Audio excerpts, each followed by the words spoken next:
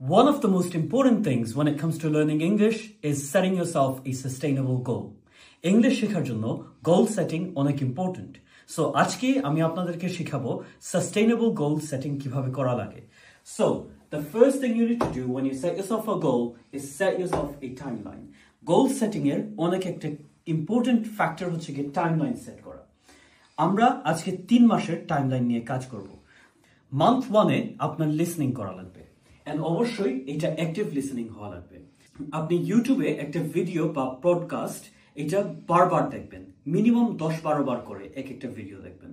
And active listening কি আপনার যদি না জানা থাকে, আমরা প্রিভিয়াসলি একটা অ্যাক্টিভ লিসেনিং এর ভিডিও বানিয়েছি, এটার লিংক আমি কমেন্ট বক্সে দিয়ে দেবো। অবশ্যই এটা আপনি চেক আউট করবেন। মান্থ 2 থেকে আপনি ইন্ডিভিজুয়াল প্র্যাকটিস শুরু করবেন। What is individual practice?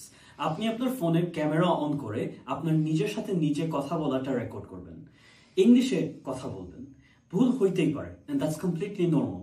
আপনি আপনার নিজের কথা প্লেব্যাক করে শুনবেন, and আপনি আপনার নিজের ভুলগুলা নিজে আইডেন্টিফাই করে এগুলো ফিক্স করবেন। অথবা আপনি আয়নার সামনে দাঁড়ায়ও নিজের সাথে নিজে কথা বলতে পারেন। মান্থ 3 তে আমরা শুরু করব public practice. During public practice, you can speak to your friends. আপনি ইংলিশ ক্লাবেও জয়েন করতে পারেন, আপনি আপনার বন্ধুদের সাথে ইংলিশে কথা বলতে পারেন। এবং আমরা একটা ডিসকর্ড চ্যানেল ক্রিয়েট করতেছি। আমাদের ডিসকর্ড চ্যানেলে জয়েন করে আপনার একটা ইংলিশ বাডির সাথে ইংলিশ কথা বলতে পারবেন।